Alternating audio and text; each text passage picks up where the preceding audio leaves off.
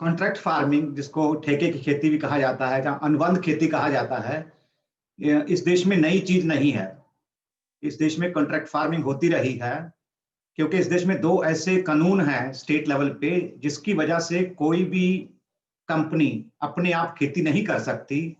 एक कानून है सीलिंग्स ऑन लैंड होल्डिंग्स, जिसमें कोई भी नॉन एग्रीकल्चरिस्ट जो किसान नहीं है वो खेती वाली जमीन नहीं खरीद सकता है। और जो किसान हैं खुद भी, उनके ऊपर लिमिट्स हैं कि एक हद से ज्यादा जमीन वो नहीं मालकी बना सकते उसकी। हर स्टेट में ऐसे कानून हैं। ये जब भूमि सुधार हुए थे उस टाइम ये कानून बना था। इसके साथ एक और कानून है जो लैंड लीजिंग के ऊपर है। हर स्टेट में है कानून है ऐसा, जिसमें जो ठेके पे हम जमीन लेते हैं वो भी कानूनी तौर पे नहीं है, कानूनी नहीं है वो। आप कानूनी तौर पे उसको ठेके पे नहीं ले सकते। हालांकि जमीन का ठेका चलता है, सब सब राज्य में चलता है, कहीं ज्यादा कहीं कम। लेकिन ये दो कानून होने की वजह से ऐसा संभव ही नहीं इस देश में कि कोई कंपनी अगर चाहे भी तो अपना कच्चा माल खुद पैदा कर सके अपनी खेती करके, जिसको हम कारपोरेट फार्मिंग कहते हैं। कारपोरेट फार्मिंग वो होती है जिसमें आप अपनी जमीन पे, कंपनी या ठेके पे ली हुई जमीन पे खेती करके अपना कच्चा माल या बेचने वाला माल पैदा करती है। वो इस देश में संभव ही नहीं, क्योंकि हमारे तो ये कानून है, अभी तक हैं, अभी तक वो मौजूद है। इसीलिए जो भी कंपनी जिसको मंडी से माल नहीं मिलता जो उसको चाहिए होता है, उतनी मात्रा में हो, चाहे उस गुणवत्ता का हो, चाहे उस लागत पे हो जिसपे वो चाहती है कम लागत पे, या जिस समय वो चाहती है सीजन में या ऑफ सीजन में, अगर उसको मंडी से वो नहीं मिलता तो ये जरूरी है कि उसको किसान के पास जाना ही पड़ेगा। कॉन्ट्रैक्ट फार्मिंग करवा के ही उसको लेना है। तो जब मैं कह रहा था कि कॉन्ट्रैक्ट फार्मिंग इस देश में कोई नई चीज नहीं है, मेरा मतलब कहने का यह था कि 1960 से ही सीड का कॉन्ट्रैक्ट फार्मिंग इस देश में चलता आया है। चाहे सरकार की कारपोरेशन जो national seed corporation, state seed corporation हो राज्य की, या प्राइवेट कंपनियां हो देशी विदेशी, सब सीड की जितनी भी प्रोडक्शन करती हैं वो कॉन्ट्रैक्ट फार्मिंग के थ्रू ही करती हैं। तो कहा जाता है उनको फाउंडेशन सीड देके कि आप इसको मल्टीप्लाई करिए। इसी तरह से 1990 से पंजाब में जब से पेप्सी आई, उससे जो फल सब्जी का जो कॉन्ट्रैक्ट फार्मिंग है वो भी फॉर्मल रूप से शुरू हो गया। तो पिछले 30 साल से हम कह सकते हैं कि इस देश में काफी फसलों की, चाहे आलू हो, चाहे टमाटर हो, चाहे और सब्जियां हो, चाहे कुछ फल भी हो, उनकी कॉन्ट्रैक्ट फार्मिंग भी अलग अलग राज्यों में चलती आई है। क्योंकि 2003 में पेप्सी में तो पहले डिसीजन लेके पेप्सी को एक खास रियायत देके उसको बुलाया था, उसके ऊपर कंडीशन लगा के कि आप आके हमारे डाइवर्सिफिकेशन के लिए हमारी मदद करें नई फसलें उगाने में किसानों के साथ मिलके। लेकिन 2003 में जब गवर्नमेंट ऑफ इंडिया ने, भारत सरकार ने एक मॉडल एपीएमसी एक्ट दिया राज्यों को कि आप इस एक्ट को लेके अपनी मंडी में सुधार कीजिए, क्योंकि मार्केट बदल रही है। आप ये नहीं कह सकते हर किसी को आके मंडी में से ही खरीदना है। मार्केट यार्ड या सब मार्केट यार्ड या परचेज सेंटर, जो सरकार की एपीएमसी एक्ट जो है कि राज्य का विषय है, राज्य का कानून है, उसके तहत जो मंडियां बनती थी, चाहे उसको आप दाना मंडी कहो, अनाज मंडी कहो, सब्जी मंडी कहो, या फिर खेती बाड़ी उत्पन्न बाजार समिति मंडी कहो, APMC agriculture produce market committee, उसका ही सिर्फ कानूनी तौर पे अधिकार था कि जो भी खरीद बेचान होता है वहां पे, खरीदने बेचने का होता है, वो सिर्फ मंडी के अंदर ही होगा। उसके बाहर अगर होता है, क्योंकि हर मंडी का एक नोटिफाइड एरिया होता था और नोटिफाइड क्रॉप्स होती थी उस डिस्ट्रिक्ट में या उस तालुका में जहां एपीएमसी का सिस्टम है, तो उसमें जो भी लेन देन होगा फसलों का उसके ऊपर उसकी नजर रहती थी, अगर वो नोटिफाइड एरिया में है और नोटिफाइड क्रॉप है। कोई भी क्रॉप नोटिफाइड हो जाती थी जब उसका काफी प्रचलन उस जगह पे हो जाता था उस एरिया में, तो उसके बाहर कोई भी लेन देन करना गैर कानूनी माना जाता था। तो 2003 में सरकार ने कहा, केंद्र सरकार ने, क्योंकि ये खेती का जो विपणन का, मार्केटिंग का जो विषय है या खेती है जो, ये राज्यों का विषय है, तो सरकार ने कहा कि अब बदल रहा है, आपको नए चैनल भी खोलने चाहिए खरीदने वाले के लिए और बेचने वाले के लिए। हालांकि हम कहते रहते हैं कि किसान तो हमेशा बेचने के लिए फ्री था, लेकिन जब खरीदने वाला फ्री नहीं था, तो जब खरीदने वाला किसान के पास नहीं जा पाएगा मंडी के बाहर, तो किसान के पास भी ये चॉइस नहीं थी कि किसको बेचो, उसको मंडी में डायरेक्टली इनडायरेक्टली जाना ही पड़ता था माल लेके। तो 2003 के मॉडल एपीएमसी एक्ट में ये हुआ कि 3 नए चैनल को परमिशन देने का उसमें प्रावधान था। पहले कि आप जो मंडी में कोई नहीं आना चाहता व्यापारी, वो सीधा किसान से खरीदे, उसकी आप इजाजत दीजिए, डायरेक्ट परचेज। दूसरा था कि अगर कोई कुछ खास किस्म की फसल या माल पैदा करवाना चाहता है, चाहे फसल हो, चाहे मीट हो, चाहे कुछ और हो, या दूध हो, उसको आप कॉन्ट्रैक्ट फार्मिंग करने की इजाजत दीजिए, जिसमें वो कहेगा जाके किसान को कि आप मेरे लिए ये चीज पैदा करके दीजिए। उसको भी लीगल करने का उसमें था। तीसरा था कि प्राइवेट होलसेल मार्केट, जैसे एपीएमसी मंडी जिसको हम सहकारी या सरकारी मंडी कह देते हैं, इसी तरह अगर कोई प्राइवेट एंटिटी, प्राइवेट अदारा ऐसी कि मंडी किसान और खरीदने वाले की सहूलत के लिए खड़ी करना चाहता है, क्योंकि ये कहा गया कि एपीएमसी अच्छे से नहीं चल रहा है, इसमें काफी उनताइयां हैं और काफी खर्चा पड़ता है इसमें खरीदने का और बेचने का। अगर कोई उसको कंपटीशन देने के लिए मंडी बनाना चाहता है, सरकार ने कहा वो भी इजाजत देनी चाहिए एपीएमसी को।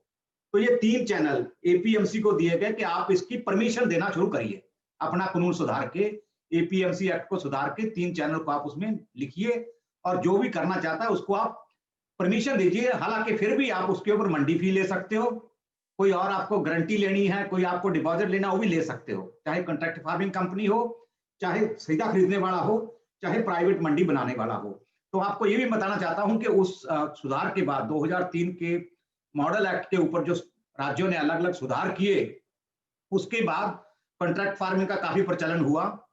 ऑलमोस्ट हर राज्य में, हर फसल में डायरेक्ट परचेज। तो जितनी सारी सुपरमार्केट हमारी जो है, चाहे रिलायंस फ्रेश हो, चाहे बिरला मोर हो, चाहे नामदारी हो, चाहे स्पेंसर हो, जितने भी फूड सुपरमार्केट्स हैं, अब तो बाहर वाले भी आ गए हैं, तो उनको भी ये हुआ कि वो परमिशन मिलके सीधा अपने कलेक्शन सेंटर खोल के वो वहां से किसानों से खरीदने लगे।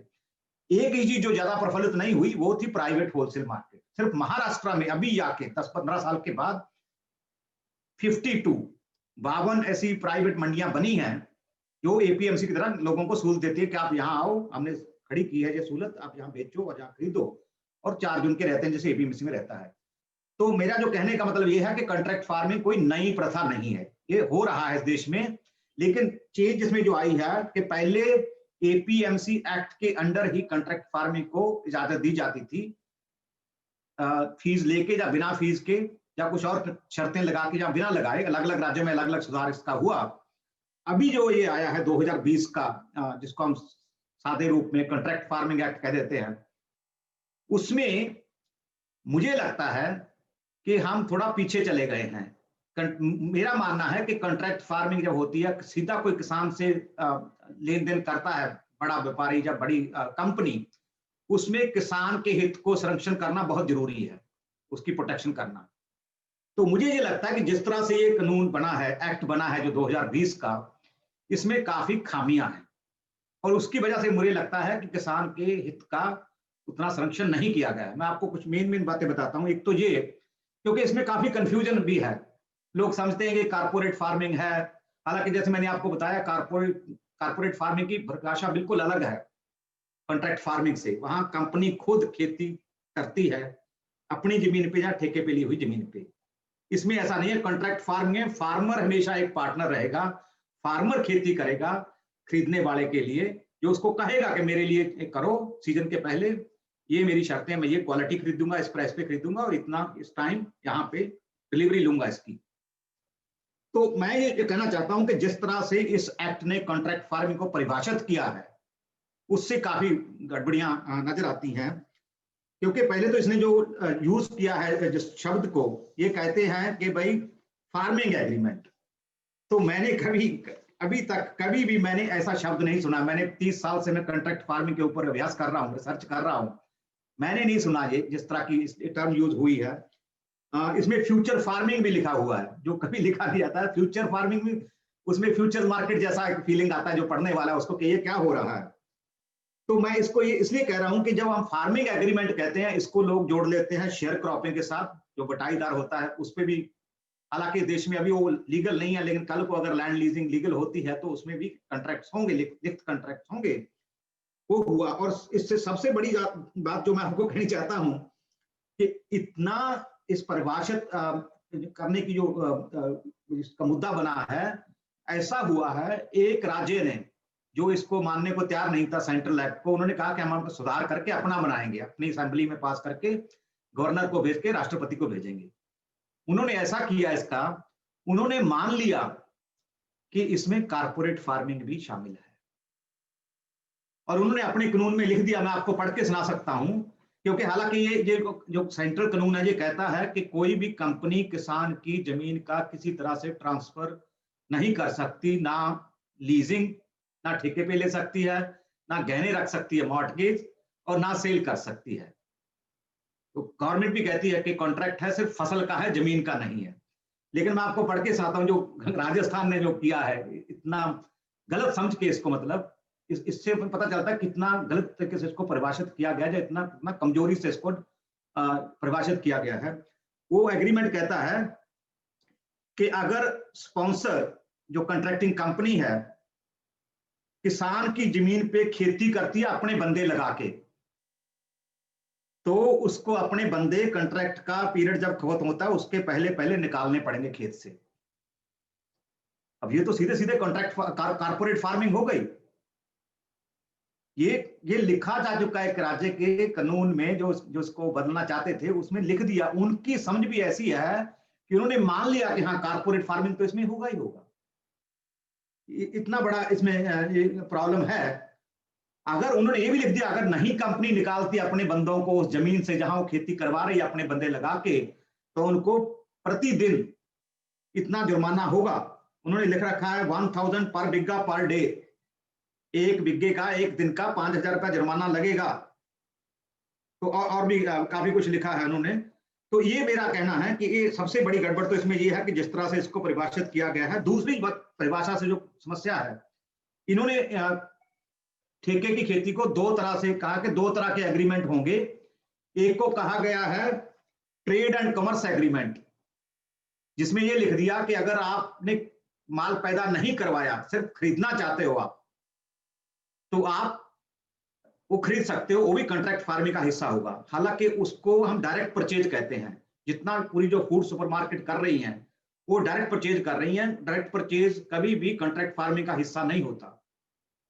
तो वो लिख दिया।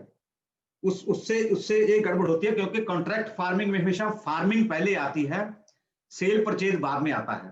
पहले आप कहते हो किसान को मेरे लिए ये पैदा करोगे आप, मैं ये वैरायटी इतने एकड़ में, इतने इस महीनों में, इस तरह की क्वालिटी के साथ, इस तरह की प्राइस एश्योरेंस के साथ चाहता हूं। तो उसमें प्रोडक्शन पहले आता है, खरीदना बेचना बाद में होता है। डायरेक्ट पिक में सिर्फ खरीद बचानी होता है। तो इसमें डायरेक्ट परचेज भी इसको शामिल कर रखा है, जिस तरह इसको डिफाइन किया गया है, जो गलत है, जो नहीं होना चाहिए। इस एक्ट में कॉन्ट्रैक्ट फार्मिंग डायरेक्ट परचेज आता ही नहीं। उसमें सबसे पहले बात आती है प्रोडक्शन की, कि आप किसी के लिए प्रोडक्शन कर रहे हो, कोई आपको कह रहा है कि मेरे लिए ये पैदा करो, मैं उसको खरीदूंगा वापस। तो ये सबसे बड़ी बात उसमें है। दूसरा, जो जितना किसानों में डर है जो जमीन को लेकर, हालांकि जैसे मैंने पहले कहा कि भाई इसमें लिखा हुआ है कि कोई भी कंपनी किसान की जमीन का किसी तरह से कोई ना तो सेल कर सकती है, ना उसको लीज कर सकती है, ना उसको गहने रख सकती है, ना सिर्फ खेती की जमीन को ही नहीं, उसके घर जो एरिया है या कोई और उसका जो जगह है, प्रॉपर्टी है, उसके ऊपर उसका कोई अधिकार नहीं। लेकिन जब डिस्प्यूट रेजोल्यूशन, जहां कोई झगड़ा होता है कंपनी और किसान के बीच, वहां उस सेक्शन में जब आते हो, उसमें एक प्रोविजन है जो किसान यूनियन के लीडर भी कहते रहे हैं। एक उसमें लिख रखा है कि अगर डिस्प्यूट में किसान के ऊपर कोई पेनल्टी पड़ती है रिकवरी के लिए, तो उस रिकवरी को आप ऐसे रिकवर कर सकते हो कि जैसे किसान ने जमीन का लगान अदा ना किया हो, अरियर्स ऑफ लैंड रेवेन्यू। उसमें ये कहा है बाद में एक और जगह लिख के कि एग्रीकल्चर लैंड पे वो रिकवरी नहीं हो सकती, पर दूसरी चीजों पे तो हो सकती है। उसका घर है, उसका ट्रैक्टर है, उसके दूसरे संद हैं, साधन हैं, तो वो भी उसमें गड़बड़ वाली बात है कि पहले शुरू में लिख रखा है कि लीज नहीं होगी, मॉर्टगेज नहीं होगी, सेल नहीं होगी, ट्रांसफर नहीं होगी। लेकिन जब डिस्प्यूट रेजोल्व जाता है कि हाँ कंपनी कैन रिकवर, कंपनी उससे ले सकती है हर्जाना, अगर किसान ने नहीं भाड़ा निभाया, कॉन्ट्रैक्ट करने के बाद कुछ डिफॉल्ट किया क्वांटिटी का, क्वालिटी का, जो उससे इनपुट लिए थे, खाद बीज लिया था, उसका पेमेंट नहीं किया, तो अगर एसडीएम या डीसी या कमेटी, कॉन्सलेशन कमेटी जो है, वो कहती है कि किसान ने गड़बड़ किया, तो किसान से वो रिकवरी हो सकती है उसकी दूसरे प्रॉपर्टी से। तो ये भी एक उसमें प्रॉब्लम है जो किसानों के लिए चिंता का विषय बना हुआ है। अभी मुझे आने दीजिए दूसरा पार्ट, जो दूसरा इन्होंने प्रोडक्शन एग्रीमेंट डिफाइन किया है कि अगर आप किसान को कहते हो फसल लगाने के लिए कि लगाओ, मैं खरीदूंगा, मेरे लिए पैदा करो, उसकी जो डेफिनेशन है इतनी प्रॉब्लमेटिक है वो, कि उसमें लिख रखा है कि जो स्पॉन्सर है, जो कंपनी है, वो उत्पादन का रिस्क बेयर करेगी, कि जो उत्पादन में जो भी फसल फेल होती है या नहीं होती है, वो सब तो देखिए कॉन्ट्रैक्ट फार्मिंग, फार्मर फार्मिंग करता है ठेके की खेती में, तो वो रिस्क तो फार्मर का होता है। कंपनी सिर्फ किसान का मार्केट रिस्क लेती है या शेयर करती है कि मैं खरीदूं इस भाव पे, इस टाइम पे इतना मैं खरीदूं, अगर इतनी क्वालिटी आप पैदा कर दो। तो जिस तरह से इसको प्रोडक्शन की रिस्क को कंपनी के ऊपर डाल रखा है, उससे भी डाउट होता है कि लीजिंग इसमें अलाउड है, कि कंपनी किसान की जमीन पे खेती कर सकती है। और उसमें यह भी कहा गया है कि अगर किसान ने कोई कंपनी को सर्विस दी है तो कंपनी उसके लिए पेमेंट करेगी। अब ये तो मैंने कभी सुना नहीं कि कॉन्ट्रैक्ट फार्मिंग में किसान कोई सर्विस देता है। कंपनी सर्विस देती है किसान को कि मैं आपको बीज दूंगी, एक्सटेंशन दूंगी, खाद दूंगी, या मेरी मशीन दूंगी, उसका मैं रेंट लूं, तो उसके लिए किसान पे करता है। कंपनी किसान को किसी के पे करेगी, उसके माल को छोड़ के, मुझे नहीं समझ आता क्यों लिखा गया इसमें।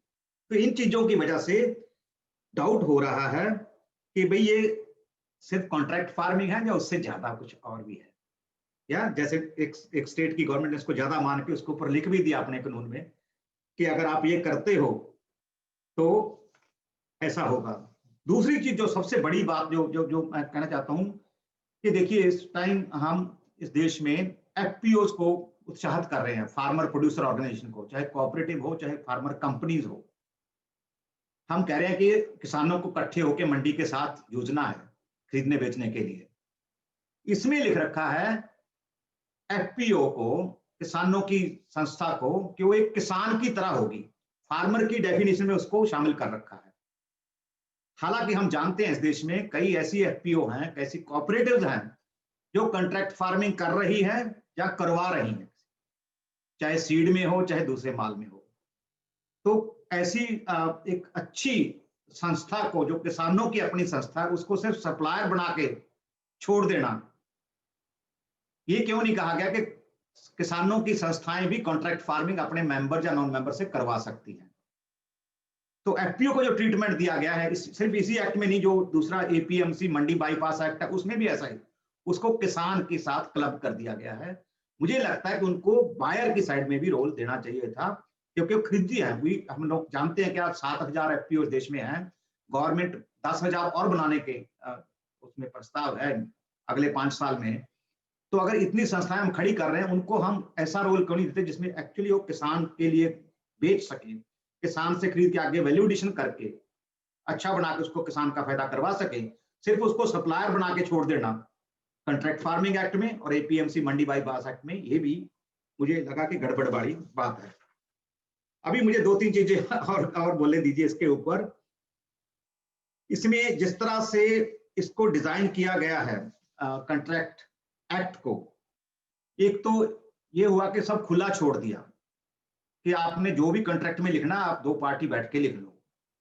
मुझे लगता है ये अच्छी बात नहीं है। इसमें कुछ मिनिमम चीजें होनी चाहिए थी किसान का हित प्रोटेक्ट करने के लिए।